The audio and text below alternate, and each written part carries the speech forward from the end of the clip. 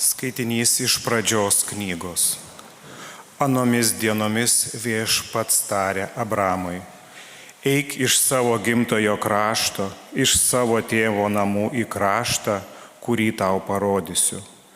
Padarysiu iš tavęs didelę tautą ir tave palaiminsiu. Išaukštinsiu tavo vardą ir tu būsi palaimintas. Laiminsiu tave laiminančius, keiksiu tave keikiančius. Visos žemės gentis ras tavyje palaimą. Abramas išėjo, kaip Viešpats jam buvo paliepęs. Dievo žodis.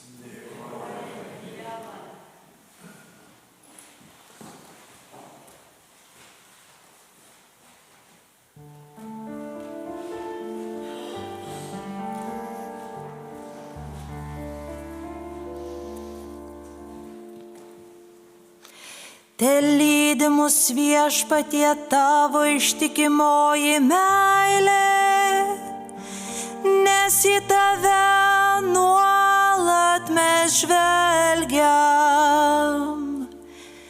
Telydi mus Viešpatie tavo ištikimoji meilė, nes į tave nuolat mes žvelgiam. Juk teisus mūsų Viešpaties žodis ir patikimas kiekvienas jo darbas. Jis myli, kas teisų ir teisinga, ištikima Viešpaties meile aptvindyta žemė. Telydi mus Viešpatie tavo ištikimoji meilė, nes į tave nuolat mes žvelgiam. Tai Viešpats globoja tuos, kurie pagarbiai jo bijo, ir ištikima jo meilę pasikliauja, kad iš mirties nasrųjų gyvastį išplėštų ir bado metu išsaugotų gyvus. Telydi mus Viešpatie tavo ištikimoji meilė, nes į tave nuolat mes žvelgiam. Viešpatyje mūsų viltys, jis apsauga mums ir skydas. Telydi mus Viešpatie tavo ištikimoji meilė, nes į tave nuolat mes žvelgiam. Telydi mus Viešpatie tavo ištikimoji meilė, nes į tave nuolat mes žvelgiam. Telydi mus Viešpatie tavo ištikimoji meilė, nes į tave nuolat mes žvelgiam.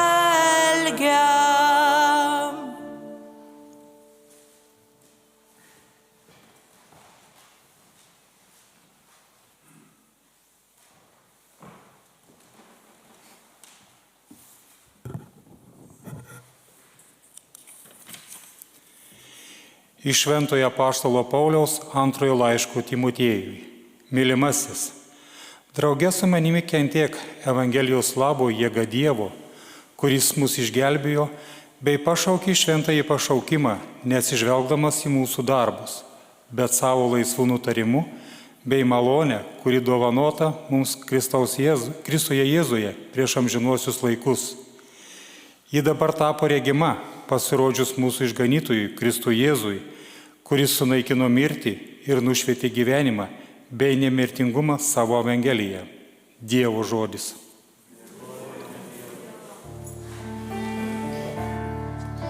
Šlovė tau Kristus.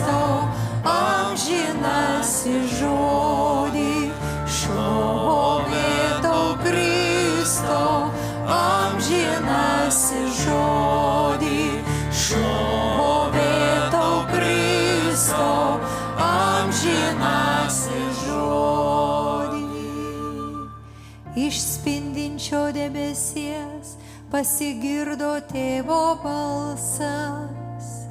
Šitas yra mano mylimasis sūnus, jo klausykite. Šlovė tau Kristau, amžinasis žodį. Šlovė tau Kristau, amžinasis žodį. Šlovė tau Kristau, amžinasis žodį. Viešpats su jumis. Iš Šventosios Evangelijos pagal Matą. Anuo metu Jėzus pasiėmė su savimi Petram, Jokūbam ir jo brolį Joną ir užsivedė juos nuošaliai ant aukšto kalno. Ten jis atsimainė jų akivaizdoje. Jo veidas sužibo kaip saulė, o drabužiai tapo balti kaip šviesa. Ir štai jiems pasirodė Mozė ir Elijas, kurie kalbėjosi su juo. Tuomet Petras ir sako Jėzui: Viešpatie, gera mums čia būti. Jei nori, aš padarysiu čia 3 palapines. Vieną tau, kitą Mozei, 3 Elijui. Dabar jam tebekalbant štai skaistus debesis apsiautė juos ir štai balsas iš debesies prabilo: Šitas yra mano mylimasis sūnus, kuriuo aš gėriuosi, klausykite jo. Tai išgirdę mokiniai parpuolė kniupsti, labai išsigandę. Bet Jėzus priėjo, palietė juos ir tarė: Kelkitės, nebijokite. Pakėlę akis jie nieko daugiau nebematė, tik vieną Jėzų.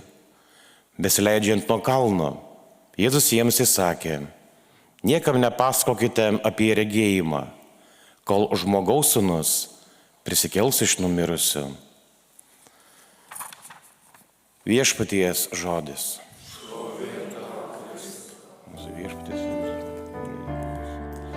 Šlovė tau Kristau, amžinasis žodį. Šlovė tau Kristau, amžinasis žodį.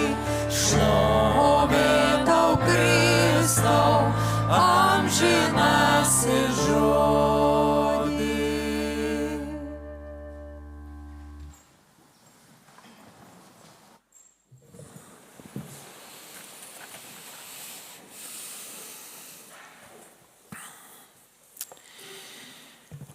Taip kaip žinom, gavėnia mus kviečia grįžti prie mūsų tikėjimo ištakų ir arba taip pasakysi, prie mūsų tikėjimo pagrindų.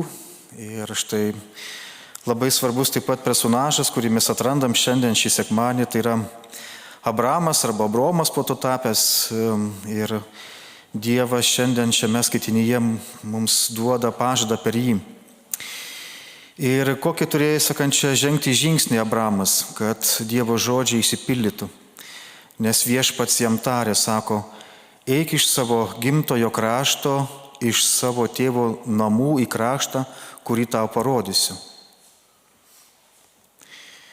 Ir šiandien, aišku, žinoma, mes galim suprasti tai, kaip matydami, tikrai sakant, to krašto žmonės dažnai yra, netgi dabar yra kai kurie žmonės, kaip beduinai, kurie klajoja iš vieno krašto į kito krašto, vaikšto. Bet žvelgdami į savo patirtį galim pagalvoti, koks tai yra sprendimas, nepaprastas ir sunkus sprendimas. Palikti savo gerbuvį, palikti kraštą, kuriame tu buvai, kuriame esi suformuotas, augai, kurį tu pažįsti. Kitaip tariant, tą kraštą, kuriame yra saugumas.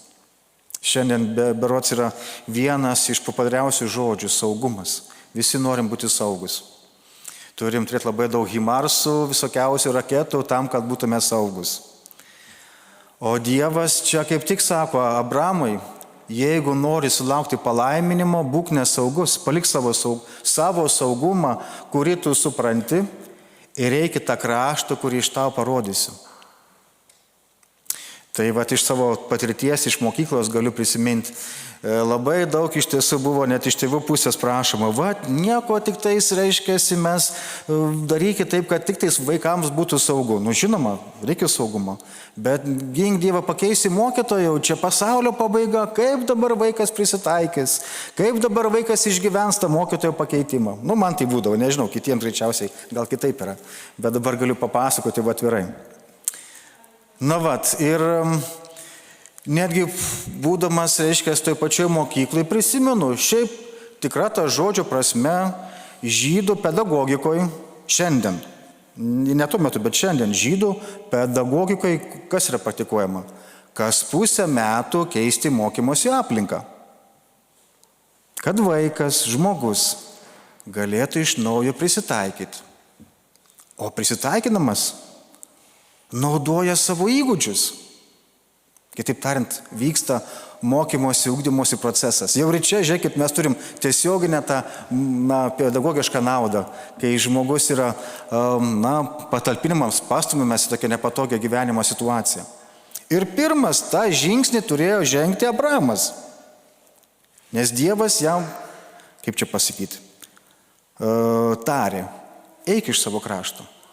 Eik iš savo saugumo vietos, eik į nežinomybę, bet už tai tavęs laukia gausus atlygis, nes iš tavęs padarysiu didelę tautą, tave palaiminsiu. Pažvelkime į savo gyvenimą, aš prisimenu vėlgi, kaip čia ir man buvo, kai baigiau noviciatą, visada tai pas mus būna, nežinau kaip čia kituose vienuolyse, bet bent jau man tai buvo. Mes noviciatą su kitu, tuo metu pranciškonu dar atlikome noviciatą Kryžių kalne. Brolis Mykolas buvo mūsų novicijų magistras. Tikrai puikus žmogus, išmintingas žmogus ir daug patarimų duodantis žmogus. Bet artėjant to noviciatas yra naujokynas, kai metus laiko tu gyveni, jau, jaunuolis turi abetą, ten laikosi dienotvarkės panašiai, bet dar gyvena be tų vienuoliškų žadų, jeigu taip trumpai galim aptarti. Ir pasibaigus tam laikotarpį, tada jau turėtų prasidėti tokie kaip studijų metai, arba mes sakom seminarijos metai. Ir ateinant į pabaigą tų metų, natūralu, kyla žmogiškas smalsumas, tai kur čia man reikės mokytis? Nes prieš tai mūsų broliai vieni mokėsi ten Florencijai, kiti dar ten kažkur mokėsi, kiti Kaune, kiti buvo ten ir Jeruzalė išsiųsti. Ir toks man smalsumas buvo, tai kur čia dabar man jau reikės, kur čia mane išsiųsti? Ir štai nusprendė mano tuo metu vadovybė, kad man reikia važiuoti į seminariją mokytis į Angliją. O aš nei vieno žodžio ant metu, mokėjau 2 žodžius angliškai. Nes mokyklai mokiausi rusų kalbą ir mokiausi vokiečių kalbą. Anglų kalbos tuo metu nemokėjau, mokėjau pasakyti, pasisveikinti, mokėjau ir padėkoti, daugiau nieko. Tai nuvažiuotum pirmom savaitėm į tą Angliją, tai aš pasijaučiau kaip tas Abrahamas čia. Visiškai nesaugioj vietoj. Jau pirmuosius mėnesius, nemokėdamas dar kalbos, jau sapnuoju tokius sapnus. Kaip aš rašau darbą angliškai ir nežinau, kaip reikia rašyti, kadangi nežinau kalbos. Ir man toks stresas, toks nerimas, visa kita. Šiandien aš galvoju, ačiū Dievui, nes aš kažkada būdamas dar, to pačiu novicijų pasaulio jaunimo dienose būdamas mane užšnekino angliškai, o aš negebėjau atsakyti ir saudaviau priesaką, Dieve, aš turiu tą kalbą išmokti. Ir Dievas mane taip pastumėjo, taip sudėliojo viską, tas, kaip sakyti, traukinio, tas trasą, kad aš tiesiog buvau įstumtas nepatogią situaciją. Kad kad tikrai išmokčiau. Tai aš tikrai manau, kad ir jūs galit man nemažai papasakoti savo gyvenimo istorijų, kaip jūs buvot į nepatogią situaciją, iš savo komforto zonos, kaip sakyti, išstumti į tokią situaciją, kur reikėjo iš naujo mokytis. Pavyzdžiui, darbo pakeitimas ar panašiai, daug dalykų, arba dar patys svarbiausi gyvenimo momentai, kai sukuriat šeimą, taigi turit mokytis būti vyru ir žmona. Lygiai taip pat, kai gimsta vaikas, turit mokytis būti mama ir tėtė. Lygiai taip pat su vaiko gimimu ne vien tais vaikas gimsta, kaip sakau, gimsta mama, gimsta tėtis, bet taip pat gimsta močiutė ir senelis. Prieš tai jie nebuvo, nežinau, kaip reikėjo būti. Reikia mokytis, vėl nauja patirtis. Vat, reiškia, Dievas, jau taip yra. Mus nori, kad mes kasdieną, kasdienybei, visą gyvenimą mokytumės. Būtume šitame ugdymo procese. Aš manau, gal čia mokytojai Lantai patinka, nes kaip mokytojai tikrai jie mokosi kasdien, nes vis keičiasi planai, aš vis vieną kitą akį užmetu, žodžiu, jau atitrūkęs esu, bet užmetu, žiūriu, vėl pasikeitimai, galvoju, va, kaip man gerai, man jau nebereikia, bet kažkam tai tikrai reikia. Reikia, sakant, dėl mūsų labo. Tai lygiai tas pats yra mūsų dvasiniam gyvenime. Lygiai tas pats yra mūsų dvasiniam gyvenime, nes Dievas nenori, kad mes apaugtume savo saugume kažkokiam tai. Vat kaip mums yra saugu šitoj bendruomeniai. Jau čia aš visus pažįstu, jau kaip čia man čia yra gera, visa kita, bet, čia man taip yra, vat, kaip sakant, ten sunku kažkur kitur nuvažiuoti. Nes ten nepažįsti, ten reikia susipažinti, o gal ten kitaip reiškiasi masto. Va čia mes šokom žydiškus šokius. Tuo pačiu Anglijoje, aš kai mačiau sesutės iš Afrikos, jie pusę valandos prieš mišias, prieš ateinat, reiškia, prie altoriaus, pusę valandos savo afrikietiškus liturginius šokius šoka. Galvoju, kada tos mišios prasidės? Pusę valandos. Ir ką? Ir mokais, per kantrybę, reiškia. Tai mes įvairiausių dalykų, reiškia, netgi savo tikėjimą iš tų patirčių galim pasimokyti iš įvairių pasaulio netgi kraštų. Kaip Dievas ir kaip, reiškia, tie žmonės artinasi prie Dievo ir tai gali labai mus praturtinti. Jeigu tik tais norėsim save leisti, kad mes būtume toj nepatogioj, saugioj arba, kaip sakau, toj saugioj aplinkoj. Ir mes vis atjoj nėra sveika toj saugioj aplinkoj pasilikti. Netgi tai gali mums Evangelijos skaitinys papasakot. Puikia istorija, atsimainimo istorija, Taboro kalno. Šiaip šventas raštas mums nesako, kad yra Taboro kalnas, bet tradicijai sako, yra Taboro kalnas.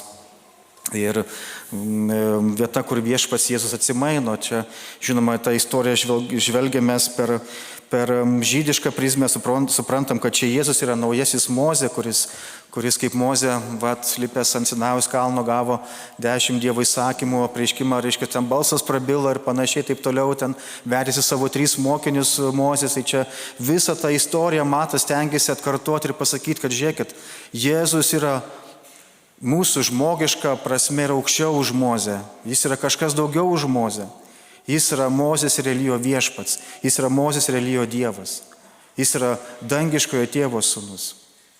Ir šitoje istorijoje, kaip yra svarbu čia, net apaštalai sako, viešpatė, mes norim čia būti, norim būti toj saugioj, jaukioj, nuostabioj būsenoj, kai mes tave suprantam, mylim, viską regim, patiriam tave šlovę. Bet taip, žiūrėkit, taip ne, Jėzus sako, leiskimės nuo kalno, eikim į apačią, čia neužsibūna toj saugioj aplinkoj. Aišku, labai svarbi patirtis, kuri yra dovanota tiems apaštalam, tiems, kuriem čia yra. Ir šventas Antanas Akvinietis, šventas Tomas sako Akvinietis, kad toji patirtis yra kaip įžanga į amžinybės gyvenimą.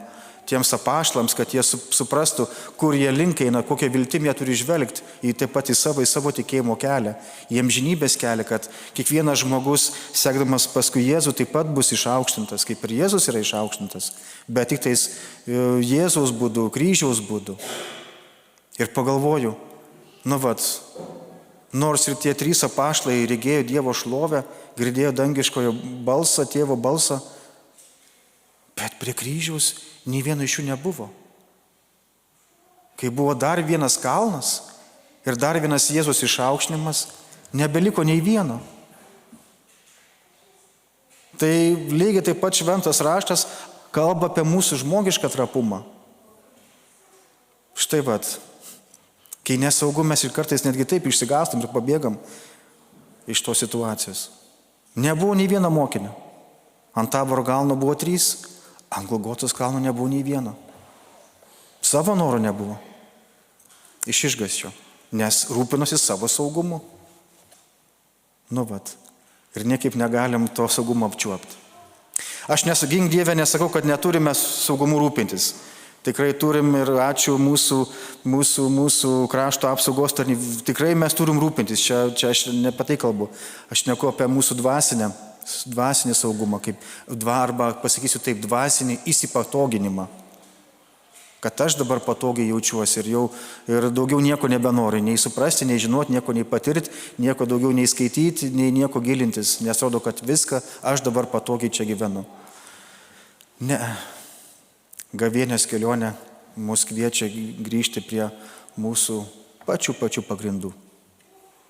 Leistis kopti į dvasinį kalną arba kaip aną sekmadienį netgi į dykumą.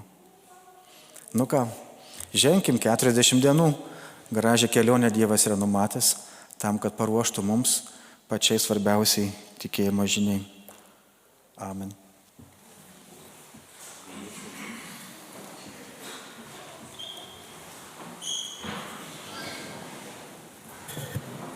Seniai mes be pamokslavom pasikeisdami.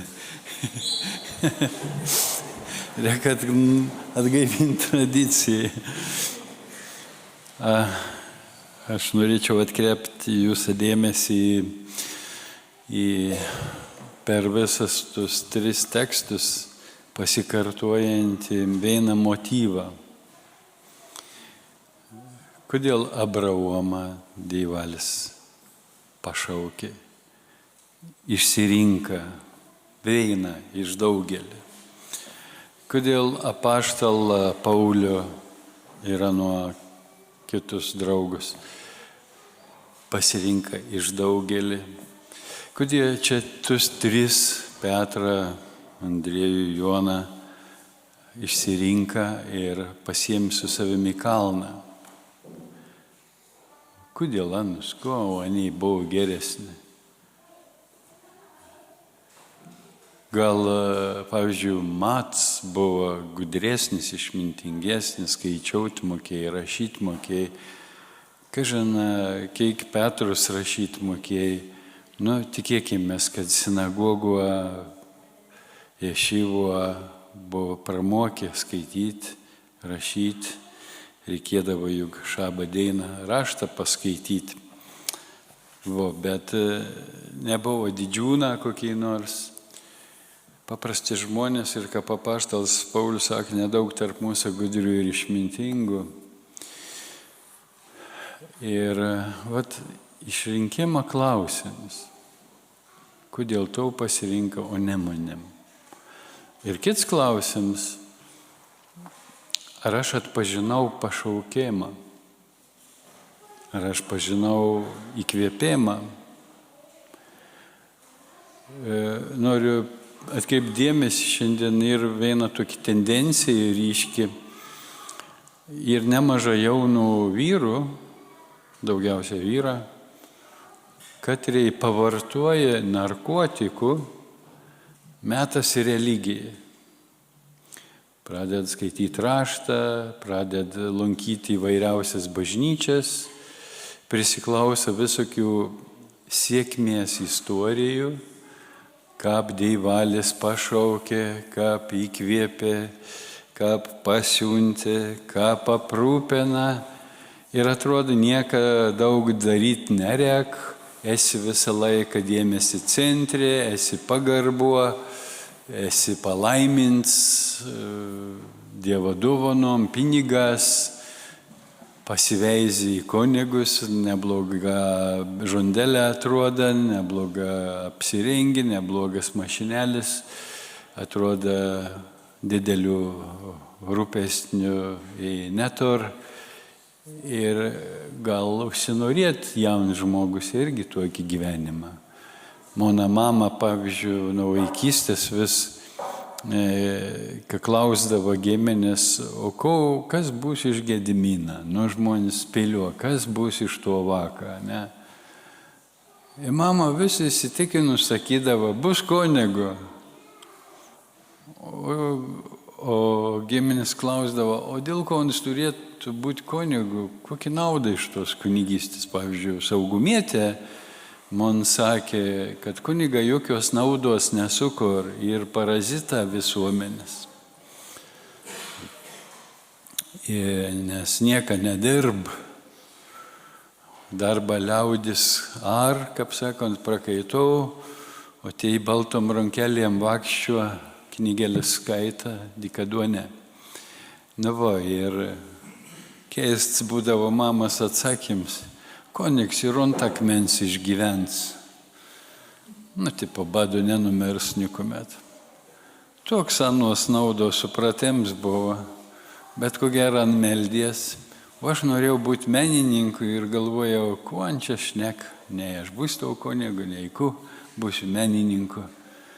O nuo vaikystės mėgau lepliuoti visokius dalykus, drožinėti. Tai ką pirsu tau pašaukėm?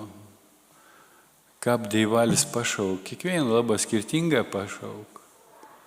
Manėm atrodo labai ryškiai pašaukė į pranciškonus. Pradžio, nežinau, gal manėm įkalbėjo seselės vienuolės, kurios manėm lydėjo tikėjim kelyje su Eucharistijos bičiulės. Ir visą laiką man pavyzdį statydavo jėzuitus, kaip tikrus vienuolius, kovotojus, kunigus pasišventusius. Daugelis kalėjime buvo drausi. Kunigas Antanas Šeškevičius, pavyzdžiui, Gargždus gyvena, rytmetės nerdavo į eketę, žiemą vasarą, maudės, kaip sakant, minijo. Į žiemą perspeigus visi su striukėm, o on su mėgstinėliu ir su švarkeliu važiuona autobusu, biliko ar keliaun. Nu, darė įspūdį, ir aš norėjau būti irgi panašus sienus. Ir nukelintos klasės aš pradėjau lankyti jėzuitų draugėjai. Tapau 9 klasėje, jau buvau kaip kandidatas toks. Kariuomenė manimi išlydėjai, kariuomenė lydėjai sesutis atveždavo švenčiausią sakramentą. Bet kunigu būti aš galutinai apsisprendžiau kariuomenėje. Kariuomenėje matydams lietuvių vaikinų tokią bėdą, kad vaidina Don Juanus. Pas manęs aš menininku buvau į kariuomenę. Dievalis pasirūpina, neilgai aš statybos padirbau strojbatį, kaip nepatikims nekom jaunuolis, tik į strojbatą pakliuvau. Gumselmašą statėmės. Tai va ir pastebėjai, kad aš senėms dembeliams albumus paišau, tai nebuvo štabe, dailininkas buvo jau išleistas, paėmė manėm iš štabo. Tai visi pas manęs kabinete siuntinius pasidėdavo, dešras lašinius iš Lietuvos, jie atėdavo pavalgyti. Nu, prie arbatelės girdavos, kiek anie ir mergelių suvedžioja, kiek vakų nežin, kada nei yra nutėva. Ir man buvo labai liūdna nuklausytais. Aišku, aš turėjau ten laiką melstis, nes dar vis buvau jėzuitų kandidatas, vis kariuomenė. Ir grįžęs buvau priimtas postulantus novicus. Jau 2 metai novicijatą ir aš kiekvienas metas padaudu pareiškėjimą į seminarijai. Kadangi Telšius buvau užkliovis smarkę, ne tik Telšius, Kretingo jau 11 klasėje, karatą buvau pas manis saugoms, karatą darė, rado pas mamą kelias pogrindį knygas, aišku, verbavo, siūlė bendradarbiavimą, siūlė vyskupų padaryti visko, į Romą išleisti studijoms. Nepasirašiau ir tudė į seminariją mane ilgą nepriėmė. Į vieną kartą manim sukrėtė toks pokalbis geležinkelis stotyje, atsisveikinant su viena mergina, pažįstama iš Eucharistijos bičiulių, ant paklausė, o kodėl aš noriu būti iš vis kunigu? Ir aš pradėjau dėstyti, aš matau, kad kunigystė čia ir tokia galimybė kovoti už Lietuvos laisvę, Svarinskas, Tamkevičius, aš važinėdavau anų pamokslus, įrašinėdavau, platindavau kasetės ir panašiai. Kroniką nešiojau, pogrindis kovo už Lietuvos laisvę. Į kunigystę buvau man kaip galimybė, kaip įrankis kovoti už Lietuvos laisvę. Ir ta mergekė užsidarom durims, pamojavo mane į pirštų, sako, neteisingas tavo pasirinkimas, neteisinga intencija. Ir manim tas labai sukrėtė. Aš pradėjau galvoti iš tikrųjų, kur reiškia būti kunigu. O paskiau, kadangi nepriėmė seminarijoje, tai jėzuitą manim nusiuntė iš Radviliškį po 2 metų noviciatą į Telšius. Ten pogrindis nusprendė, kad galbūt iš po vyskupą sparną, iš katedras lengviau priims į seminarijai, bus nepatogu atsakyti. Ir būnant ten, jūs esat girdėję Monto istoriją, kaip aš sudaužiau ligonių patepimą aliejų, indą stiklinį, dabar laika viskų metalinius indus, tada tokiam stikliniam laikį. Buvo remonta katedro, aš tada jau buvau išėjęs iš zakristijonų pareigų, bet pavadovavau atostogos esantį, ėjau pro šalį, pečiu užkliuvau dėžę, tą pukštį į tą stiklinį indą, jaučiu kažkas atsitiko, apsisuku iš kitos pusės, veizu visą spintą varvą, ligonių patepimą aliejus tek, aš ten rankšluosį pasiėmęs gelbėjau, ir visus permerkės, atbėga vyskups, atrodo, katedra deg, šaukon kleboną, piktą labą, nekartuosiu žodžių, kur on siuntenų. Bet mane niek nesaka, kaltint kleboną, kad neveitų padėjai. Ir tada aš įsigondis klausiau, ką man daryti su tas rankšluostės. Tai sak, sudegink, bet sakau, juk aš prisiliest negaliu. Pažiūrėti, vyskupas į manim sak, visus permerkėsi dar, prisiliest negal. Tada aš įsigundau, kad aš esu permerkęs, tu valėjum, pamačiau, jergau, dabar jeigu pristos mane į gydymą dovaną, tai matau prie tos trubelis, kur dabar mes vos krautuvė, mes ten gyvenom zakristijoną.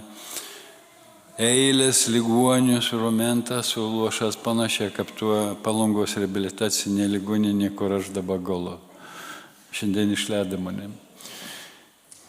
Nėra procedūrų, tai galiam laisvą. Ir sudėjau jaunystę, o dar taip gyventi noris. Suprantu, kai reikės tarnauti, pinigų negalėsi imti, veltau gava, veltau atidaug, kaip parašyta. Ir aš įsigondęs, kuriant tau laužą, kišu rankas tau laužą, kad nudegtų tai alėja, kad tik mane tą gydymą dovaną nepristotų. Ir tada parėjęs taip džiaugiaus, Dieve, ačiū tau, kad tu neleido mane įstoti tau seminariją. O kas saugumietė manis pavasarį klausė, a kodėl tavęs nepriėmė seminarijai? Tada jau man buvo daėję, kad nekovo už laisvę. Ir kunigystės pašaukėjimas, o tarnavims Dievo garbinims. Dar, ko gero, tada aš irgi iki galo, kažina, šiandien dar suprantu tau kunigystės svarbą ir reikšmę. Bet tada aš tam saugumiečiau pasakiau, kad aš dar nepasiruošęs, nes ta mergėkė manim pažadino, kad aš nepasiruošęs, kad aš nesuprantu. Kaip tai nepasiruošęs, o liaudis sako, kad saugoms tau neleidys stuoti. Sakau, saugoms ir tik įrankis Dievo rankos, kad manim paruoštų seminariją. Negalėjo nei su tau niekaip susitaikyti, pyka baisę. Bet iš tikrųjų per tą laiką mano supratims apie kunigystę labai keitės. Ir kaip sakau, tada aš jau dėkojau, ačiū tau Viešpatie, kad manis nepriėmė seminariją, nenoriu aš būti daugiau kunigų, nebijau tos atsakomybės, jeigu aš bijau gydymo dovanos, bijau tos tarnystės, tai kaip nepalyginama brangesnė, svarbesnė kunigystės dovana tau ir bendruomenė. Ir tada už kelių dienų jau gavau pakvietimą į seminariją. kaip sakant, viešpats nusprendė, kai jau dabar gal mane įstoti į seminariją po kokių 3-4 metų bandymų. Ir seminarijoje buvo visokių dalykų, aš prisimenu, kaip seminarijoje klerika bijodavo administracijas, bijodavo kur nors prasikėšti, o aš vis prasikėždavau kažkur. Tai aš per ilgą meldaus, tai aš dvasinį skaitimą metu kur nors rožančių kalbų ratus sukdams po keimelį. Į mane vis grasin regula. Aš sakau, regula žmogų, o ne žmogus dėl regulas. Atsikalbinėjau, į manęs neišmet iš seminarijos. Buvau įstikinęs, kad jeigu Dievalio aš reikalings, tai manęs jį neišmes. O jeigu aš Dievo nereikalings, tai tegu tik greičiau met manėm iš tos seminarijos. Ir paskui aš išgirdau iš vien profesoriaus, kas nusprend, ar tu turi pašaukimą, ar tu neturi pašaukimą. Vyskups nusprend daudams arba nedaudams šventimus. Nusprend, ar tu pašaukts, ar tu nepašaukts. Kitas dalykas, kiek vyskups įsigilin, kiek ne, arba kiek žmogus ir ištikims tam pašaukimui ir saugotų pašaukimą.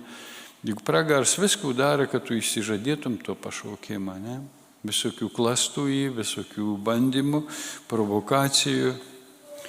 Ir kad daug žmogus seminarijoje celibatą įžada, pasižad ten paklusnomą, pasižad būtent dar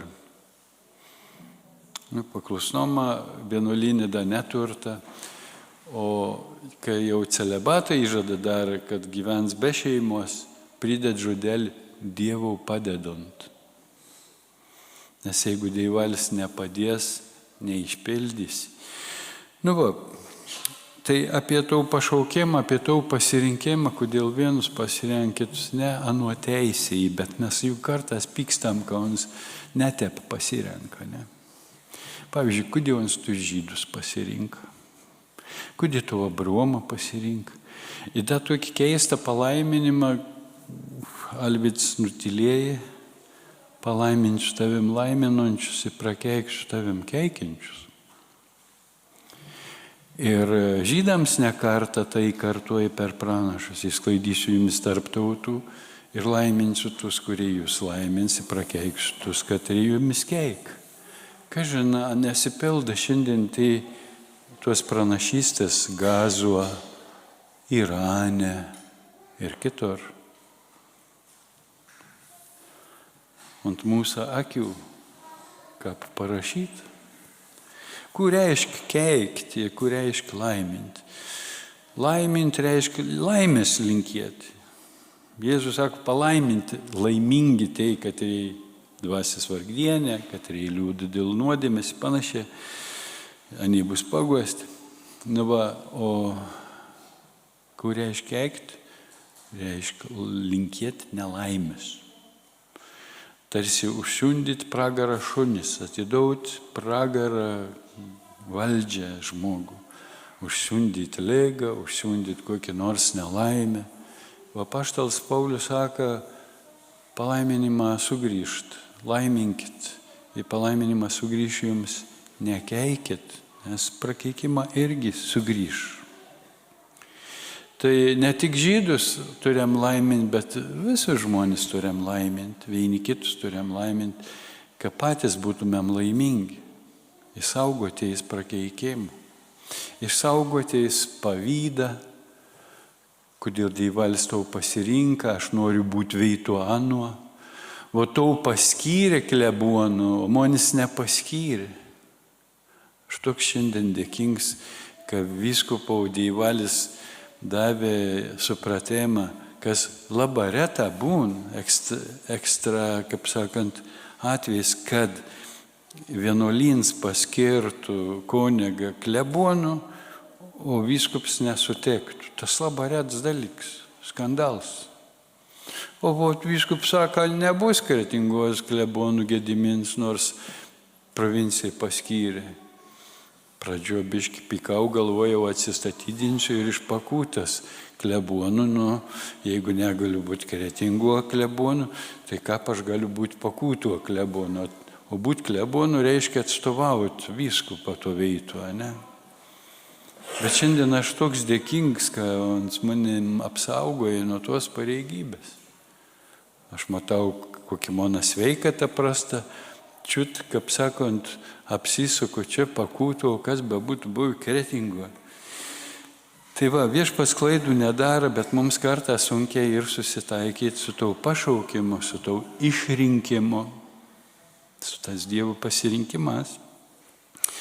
Ir kaip pradžio paminėjau, kai nemažai jaunuolių, kurie blaškuos, visokių dvasiukų vedžiojami, visokių užgaidų vedžiojami religinėje plotmėje.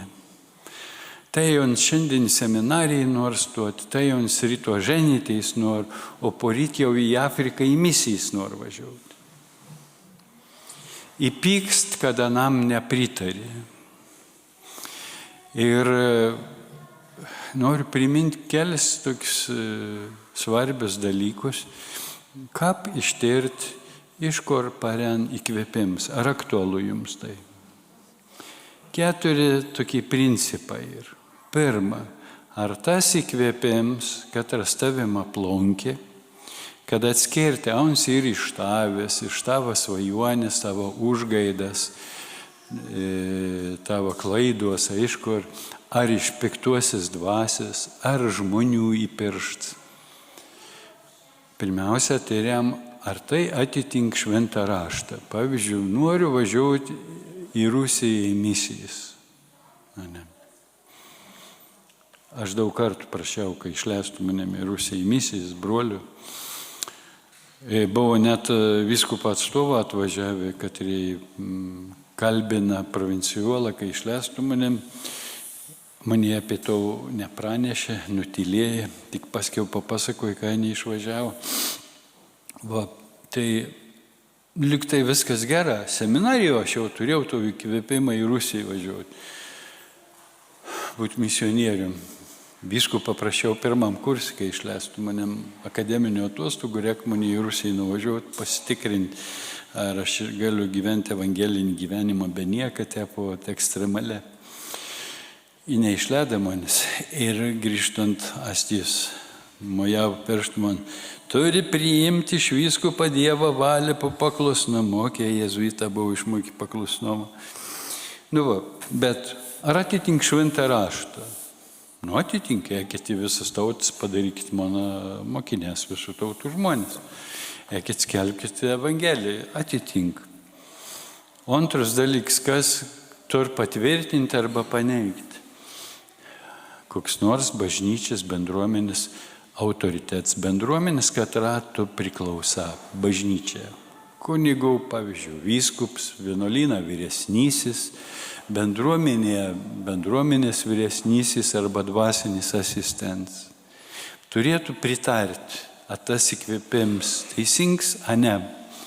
Kad nesusimautum, kad neprisidarytum bėdų. Trečias dalykas. Ar gyvenimo aplinkybės tavo įsipareigojimą ar led? Noriu važiuoti į Afriką, Biblijai pritar, klebons pritar, žmona suvakas. Žmona sako, nevažiuosi tu į jokią Afriką. Aplinkybės, neled, padėk į šoną, viskas gerai. Arba žmona sako, važiuoju, aš už tave melsiausi ir siuntinius tau siūsiu, ne? Aplinkybės led. Dar ir ketvirtas dalykas, į katrų kartas mes mažiausiai dėmesį kreipam ir toks abejotins galbūt mums atrodo. Kai įkvėpiams iš Dievo, tai pa žmogų dažna vidau būn baimė, nerims, didelės atsakomybės jausmas, kas bus. Kaip ir girdėjom Alvydą pamokslę, Abraomo, ko gero buvo nelengva išėti iš tėvo namų. juk niekam da tep nebuvo buvę kapanam. Atrodo beprotybė. Bet kai žmogus žengia žingsnį, Dievo dvasios įkvėpts, tikėjimą žingsnį, ta baimė, nerims pasitrauk ir širdį užlie ramybė, šalom, šventuosios dvasios džiaugsmus, Dievo dvasia lyd. Ir atvirkščiai, jeigu piktoji dvasia įkvėp, tai dažna būna pradžio labai didelis entuziazmas. Svajonės, įsivaizdavimą, kaip bus, matau stadionus, atsivertimus, belekeik. Nepaisau aplinkybių ir parent baimė, nerims, kalties, gėdas jausmas. Visus pragars bada pirštas, tyčiuojasi žmonės, susimoviau, patikėjau melo, ne? Tai va, reik būdėt, reik tirti dvasias ir su tuo pašaukimu rimtas dalyks ir ištirti pašaukimą, kur aš iš tikrųjų esu pašauktas, ko aš turiu daryti. Bet dažnai mes kožną dainą prašom Dievę, parodyk, ko šiandien turiu daryti. Ir vakar prašėm, Dievalis sako, paskaityk tau knygelę. Ryto paskaitysiu. Šiandien, Dievali, ko turiu šiandien daryti? O kuo aš tau vakar sakiau? O už vakar, ko sakiau? Kiek tu pildė tų mano nurodymų? Ne, mes norim kažkokį didelį, įspūdingą, galingą prieškimą, ko mes turim daryti, eiti misijas, ko nors atversti, ko nors stebuklą padaryti, ko nors išgydyti. Norim garbės, norim dėmesį, norim būti svarbi ir ypatingi. O Dievas dažnai labai mažas žingsnelės ved mumis. Ir tuo paklusnumą, tuo įsiklausimą, tuos mažus žingsnelius Dieve daug mums visiems. Amen.